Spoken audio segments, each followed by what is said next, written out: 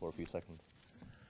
Good morning, everyone. Welcome to the second day of Introspeech, and specifically to the Phonetics I session. My Institute of Phonetics here in Prague, in the Czech Republic, and my co-chair is Barbara Schuppler. I will give her the mic. Hello, good morning. I'm Barbara Schuppler from Graz University of Technology, and I'm happy to announce our first speaker, Pavel Šturm from Charles University in Prague, presenting a talk on prosodic accommodation in face-to-face and telephone dialogues. So thank you very much. I don't see the presentation yet, but in this paper, we examine phonetic accommodation in spontaneous conversations. That is, speakers become more similar to each other in the course of a conversation. And the reasons might be different. Speakers accommodate to their partner the more they wish to show a positive attitude towards the other speaker, for example. And it's observed, especially when cooperation is useful or desirable in goal-oriented settings, for example. And it's true that we might expect more accommodation to happen when there is a lot of interaction or taking turns. If one speaker speaks for a long time, there's no reason to accommodate to the partner. So we need these exchanges in conversations. So there are various domains where this can take place. Speakers can cooperate temporal cues or pitch-related cues, and it's found in intensity and different other measures. So you can look into the paper. We have some references there too. And the papers, if you read the literature on accommodation, it's very varied, and the area is huge. So I will not summarize it here. What you need to know about our paper is the language is Czech, so unlike mostly English studies, this is a different language, and the setting is conversational speech versus goal-oriented task. So that means we compare two conditions and we expect differences between the two. I will expand that later. And we have also a pool of speakers that's quite interesting. Normally you would encounter subjects from that go to an experiment, and they are not familiar with each other. They just are forced into a task. And our speakers are friends from school, so they are really a close-knit group in that respect. And they are of a lower socioeconomic status, at least in terms of their education. So this is the background of our study. If you look at the material, we investigated 8 pairs of such speakers. They were all males. There are social dominance phenomena, for example, so we stick just to this group of speakers. They're all young, around 20, younger than 20 years. And you see number 6 in brackets. That was because 1 or 2 pairs showed too little of that turn-taking I was mentioning. So we excluded those from the analyses. And we have 2 conditions. We compare free conversation unconstrained, so they were free to talk on any topic, comparing that to the mobile condition. We call it mobile, but it's a goal-oriented task, conducted also over the phone. So there is also this absence of visual cues, so they didn't see each other during that, unlike in the face-to-face condition. Okay, so now the unit of analysis was the prosodic phrase. So we measured all the parameters I'm going to mention within those phrases. And we excluded shorter phrases than 4 syllables because it's not so useful to measure, I don't know, articulation rate or pitch in 2-syllabic phrases. So we had just shorter or longer phrases. And we had 40 phrases in total per each speaker and condition. And we also focused, and that's the normal way to do, probably based on the literature we read, we focus on turn exchanges. So that is, we compare the turn final value of one speaker to the turn initial value of the other speaker. So in these specific places throughout the dialogue. So this is what we measured, 6 measures in total, fairly standard, except for the final one, CSI, that's cumulative slope index. So our colleague developed this, and this is good in also taking into account the multiple melodic movements. So in a phrase you may have one movement only, or 2 or 3 movements, so the range would be the same, but the variability is different even in the same time. So this takes that into account. But the results were quite similar to SD, to standard deviation measures. Okay, so let's have a look at the analysis. So we distinguish 2 basic types of accommodation. Convergence, where we take into account the distance between the speakers at the turn exchanges, so that should get shorter and shorter with time. So later on in the conversation we would expect that the speakers are closer in those parameters. Whereas the synchrony on the right is a little bit different, so the distance is the same between the speakers in the parameters, but when one moves, the other moves as well, so they are tracking each other rather. So we call that synchrony, as many other authors do. So what we analyze is correlation plots. So we correlate, for example, the distance between the speakers with time, individually for each pair and condition. But we also used linear mixed effects models, and we put that into the model, but plus other factors too. So the speaker distance is modeled as time, or phrase index as a proxy for time. The synchrony was a bit different, so we you see what's in the model, but the correlation plots that you will see are based on speaker A and speaker B. So I'll explain maybe with the plots here later. So this is turn exchanges and convergence. Is there any convergence? So you can see just articulation rate. You can see all the other parameters online. We have supplementary material, so there are many more visual examples like that. So this is articulation rate, and we see that either nothing much is happening, so the correlation is this, there is not a significant slope, except for 2 in the mobile condition, so probably see which ones. And what we expect is negative correlation, because with time it should be, distances should be shorter. So below here, oh, not the left bottom figure, there is an instance of convergence, but on the upper panel there is divergence. So speakers diverged throughout the dialogue, so they were more distant at the end. So this also happens. So in total, if we look at that, not pair by pair, but as an aggregate analysis, we see that there is no effect. And similar thing is with synchrony. If we would expect everybody to be the same, then there is no effect because it's cancelled out or it's not so marked.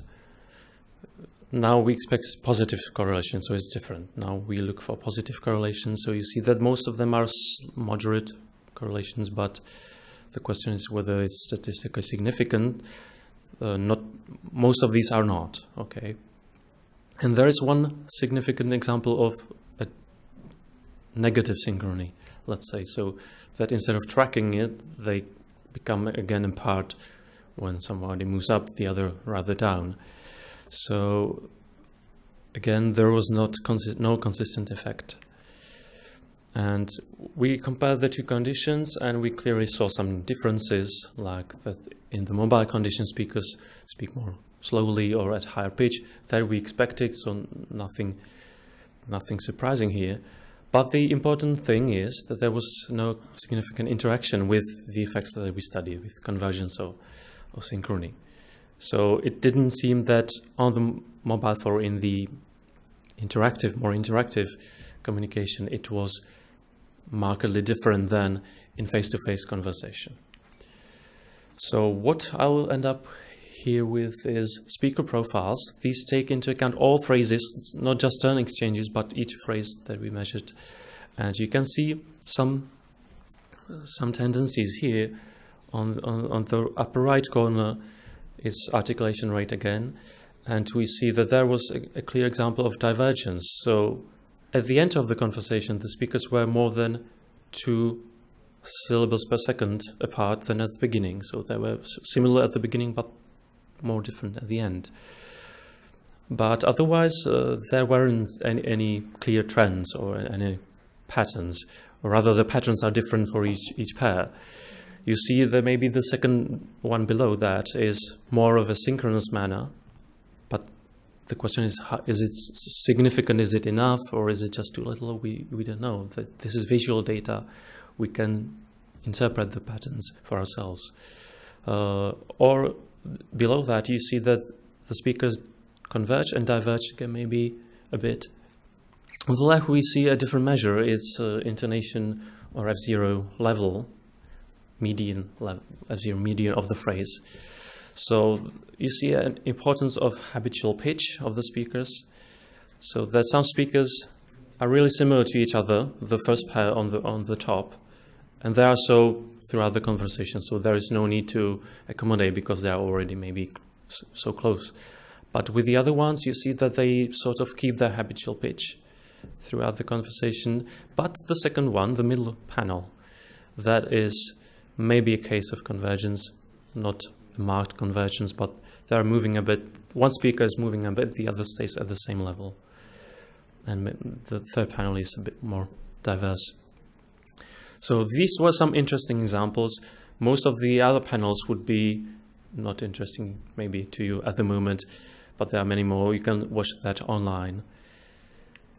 And now let's discuss, I would conclude that there is not a straightforward effect of convergence or synchrony, global one, for all the pairs that we investigated. So why is it so?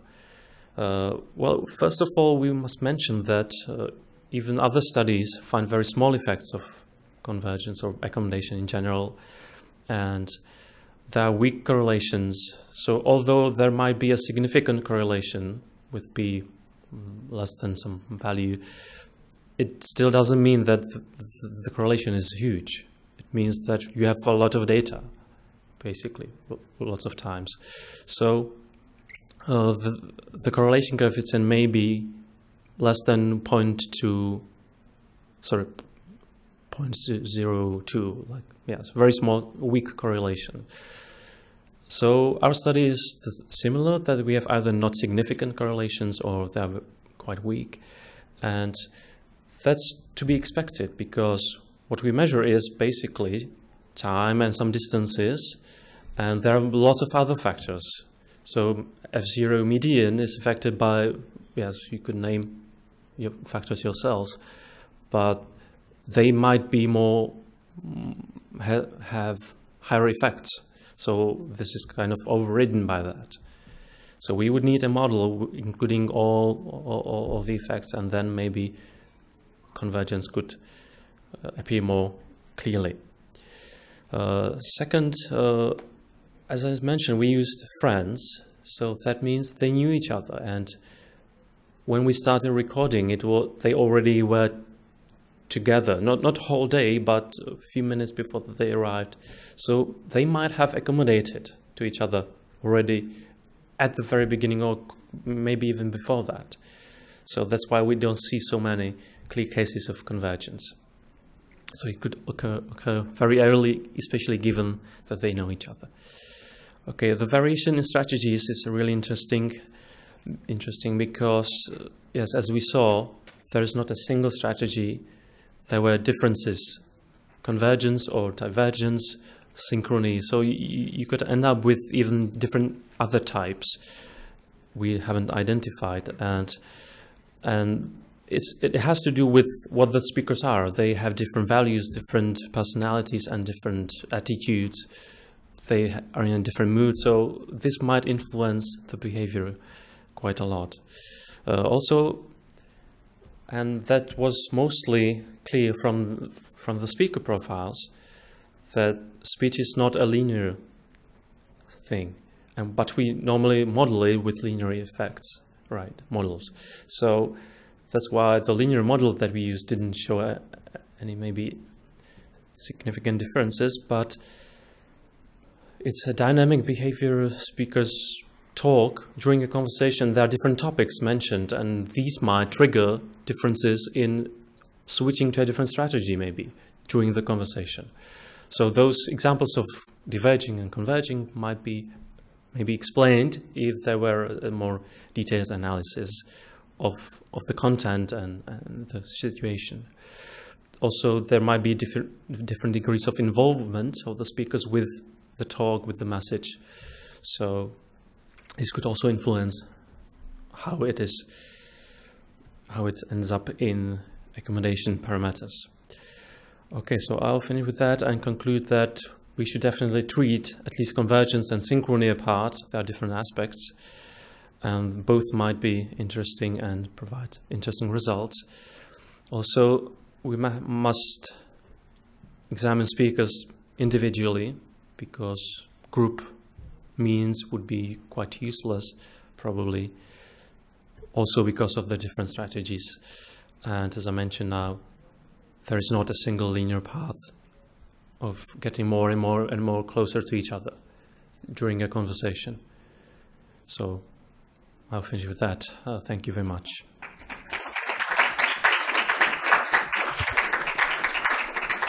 Thank you. There is time for questions. So are there? Yes?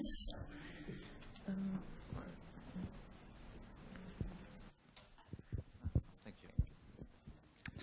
I think, I guess you need much more data in order to maybe thousands of pairs.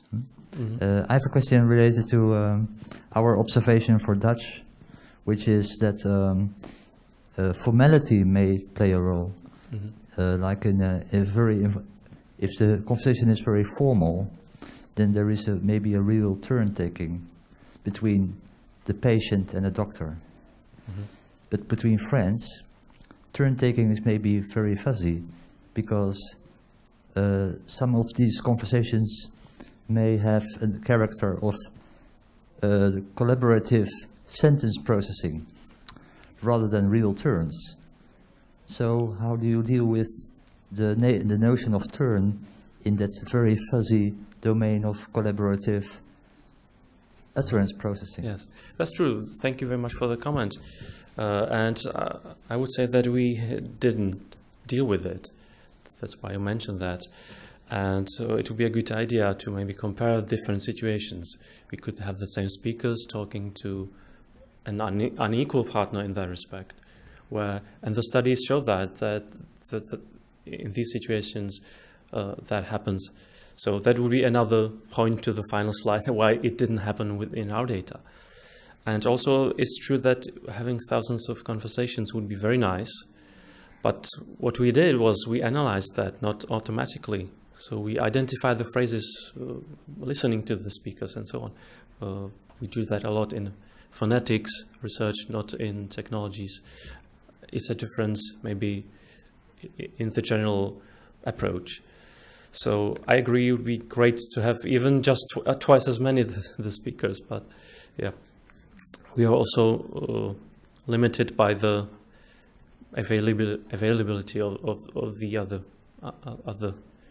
Well, the schools had to give us some time to take the students and record them. So, yeah, that was already challenging as it is. But thank you.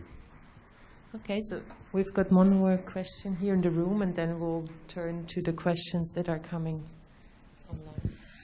Thank you very much for this, and thank you especially for the differentiation between convergence and synchrony. I think that's a really important point to bring up, that there's different strategies for this.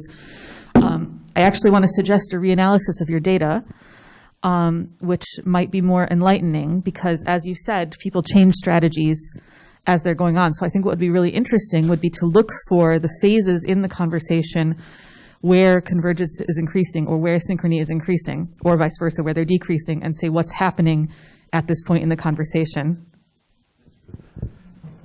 We might do that later, yeah. We have more questions coming online. Yes, we have 3-4 questions now. I will probably take the one from Roger Moore. I assume that convergence effects depend on the personalities of the participants, and you mentioned that as a possibility. So would it have been worth testing the participants for their personality, I assume? Ah, you mean, yes. So whether it would be worth to have some kind of test? Well, probably yes. I'm not sure what the results would be. We'll have to see.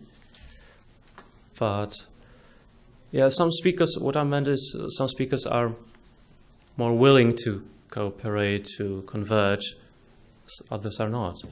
I don't know whether any test would tell us exactly that, willingness to, but maybe yes. Willingness to cooperate might be a good predictor in analyses of this sort.